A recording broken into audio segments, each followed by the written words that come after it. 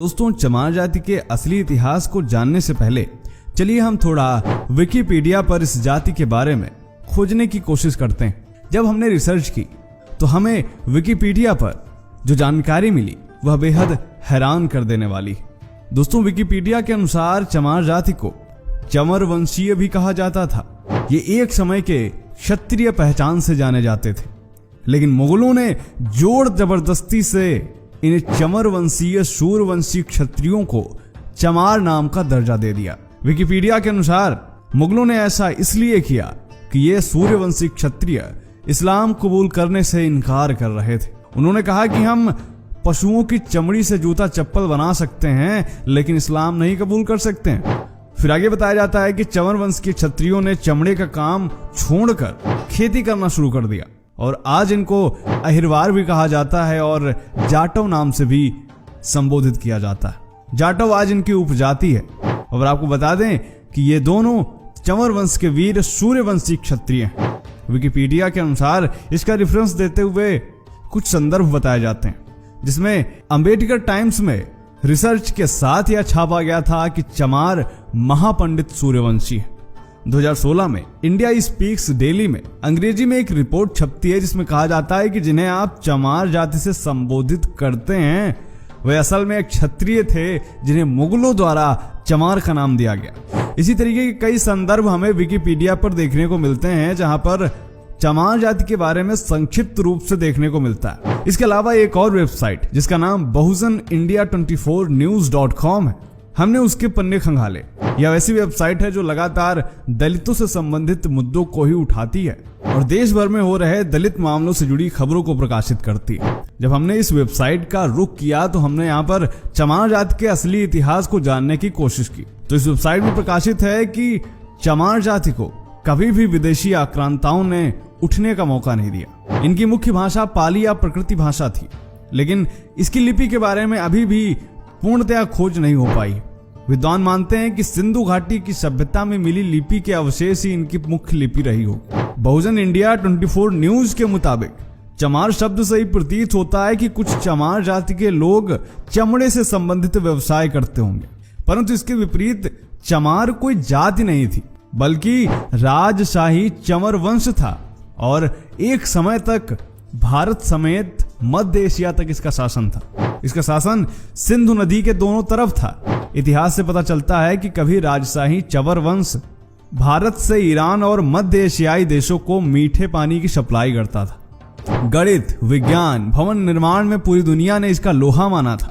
इस जाति के लोग शिक्षा, धर्म, विज्ञान और चिकित्सा शास्त्र में निपुण पाए गए, लेकिन आज अधिकांश चमार जाति के लोग कृषक, मजदूर, बुनकरी आदि कार्यों से अपना भरण पोषण कर रहे हैं। दोस्तों, आपको बता दें कि भारत में आजादी से पहले अंग्रेजों ने चमार रेजिमेंट का गठन भी किया था और चमार रेजिमेंट का गठन हुआ था 1 मार्च 1943 को और चमार रेजिमेंट काफी मजबूत बटालियन मानी जाती थी। और दोस्तों, चमार रेजिमेंट के गठन के बाद इसको कुछ समय बाद खत्म कर दिया गया।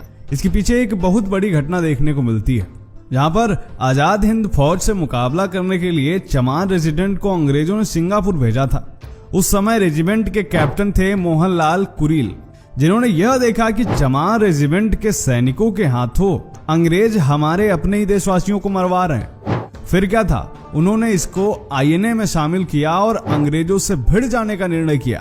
तब उन्होंने अंग्रेजों से लड़ते हुए सैकड़ों भारतीय सैनिकों की जान बचाई थी और चमार रेजिमेंट भंग कर दी गई, जिसके बाद कैप्टन मोहनलाल कुरील को भी बंदी बना दिया गया।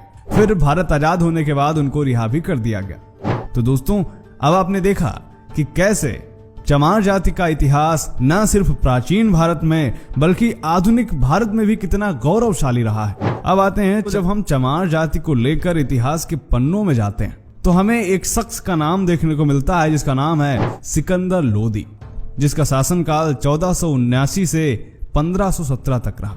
और सबसे खास बात यह है कि इसके शासनकाल से पहले पूरे भारतीय इतिहास में चमार नाम का उल्लेख ही नहीं मिलता। आज हम जिन्हें चमार जाति से संबोधित करते हैं, जिनके साथ छुआछूत का व्यवहार करते हैं, दरअसल वह वीर चमर वंश के क्षत्रिय, जिसका प्रमाण मैं पहले ही दे चुका हूं। और सिकंदर लोदी ने चमार घोषित करके अपमानित करने की चेष्टा की। और यह बात मैं नहीं कह रहा, यह भारत के सबसे विश्वसनीय इतिहास लेखकों में से कर्नल टॉड कह रहे हैं। जी हाँ, कर्नल टॉड ने अपनी पुस्तक द हिस्ट्री ऑफ राजस्थान में चमर वंश के बारे में विस्तार से लिखा है। इसके अलावा प्रख्यात लेखक डॉक्टर विजय सोनकर शास्त्री ने भी इस पर गहन शोध किया, जिसके बाद इन्होंने एक पुस्तक में इस शोध को प्रकाशित किया जिसका नाम था हिंदू चर्ममारी जाति, एक स्वर्णिम गौरवशाली राजवंशीय इतिहास। दोस्तों, अध्ययन के बाद पता चलता है कि इस चमर वंश का उल्लेख महाभारत के अनुशासन पर्व में भी मिलता है। डॉक्टर शास्त्री के अनुसार प्राचीन काल में ना तो कोई चमार शब्द था और ना ही कोई जाति थी। इसके अलावा एक बेहद फेमस मुस्लिम लेखिका है जिनका नाम है डॉक्टर हमीदा खातून। वो अपनी पुस्तक अर्बनाइजेशन में लिखती हैं कि मध्यकालीन इस्लामी शासन से पहले भारत में चर्म व सफाई कर्म के लिए किसी विशेष जाति का एक भी उल्लेख नहीं किया जाता है। हिंदू चमड़े को निषिद्ध मानते थे, हेय समझते थे, लेकिन भारत में मुस्लिम शासकों के आने के बाद इसके उत्पादन के भारी प्रयास किए गए। दोस्तों, तुर्क आक्रमणकारियों के काल में चमर राजवंश का शासन भारत के पश्चिमी भाग में था और इसके प्रतापी राजा थे चमर सेन। इस क्षत्रिय वंश के राज परिवार का वैवाहिक संबंध था बप्पा रावल वंश के साथ। राणा सांगा व उनकी पत्नी झाली रानी ने चमर वंश से संबंध रखने वाले संत रविदास जी को अपना गुरु बनाया था और उनको मेवाड़ के राजगुरु की उपाधि दी थी और उनसे चित्तौड़ के किले में रहने की भी प्रार्थना की थी। तमाम ऐतिहासिक दस्तावेजों में इसका जिक्र मिलता है, जिसमें संत रविदास के चित्तौड़ किले में कई महीने रहने का उल्लेख मिलता है और वहां पर उनके महान व्यक्तित्व एवं उपदेशों से प्रभावित होकर बड़ी संख्या में लोगों ने अपना गुरु मानना शुरू कर दिया और तमाम लोग उनके अनुयायी हो गए। और इसी का परिणाम है कि आज भी विशेषकर पश्चिम भारत में जहां संत रविदास जी थे, बड़ी संख्या में आज भी रविदासी पाए जाते हैं। आज भी राजस्थान में अगर आप चमार जाति के व्यवहार को देखते हैं तो वह बिल्कुल राजपूतों जैसा ही है। औरतें लंबा घूंघट रखती हैं, आदमी ज्यादातर मूछें रखते हैं, पगड़ी रखते हैं।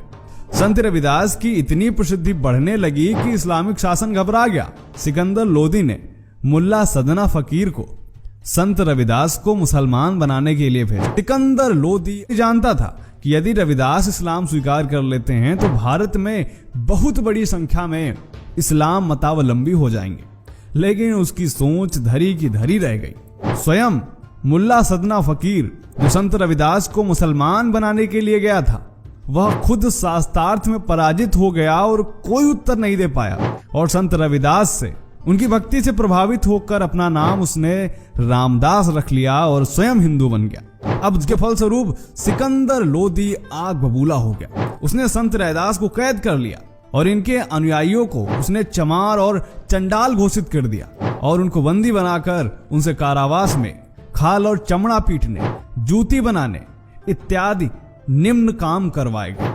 सिकंदर लोदी की यह शर्त थी कि या तो इस्लाम स्वीकार कर लो या फिर ऐसे काम करो। कि बादशाह ने वचन उचारा, मत प्यारा इस्लाम हमारा, खंडन करे उसे रविदासा, उसे करो प्राण को नाशा। जब तक राम नाम रट लावे, दाना पानी यह नहीं पावे। जब इस्लाम धर्म स्वीकारे, मुख से कलमा आप उचारे। पढ़े नमाज जभी चितलाई, दाना पानी तब या पाई। जिसमें संत रविदास जी कह रहे हैं कि बादशाह ने कहा कि उसे उसका इस्लाम धर्म प्यारा है और संत रविदास जब तक इस्लाम धर्म को स्वीकार नहीं करता तब तक इसे भूखा रखो, भले ही इनकी मृत्यु हो जाए। जब तक यह इस्लाम को नहीं स्वीकारते, अपने मुंह से कलमा नहीं पढ़ते, तब तक इसको खाना पानी ना दिया जाए। लेकिन समस्या तो यह है कि हमने और आपने कभी भी संत रविदास को अच्छे से पढ़ा ही नहीं। हमने उतना ही पढ़ा जितना हमें आवश्यकता है अपना एजेंडा चलाने के लिए, फिर चाहे वह हिंदू हो या फिर हमारे दलित भाई ही क्यों ना हो।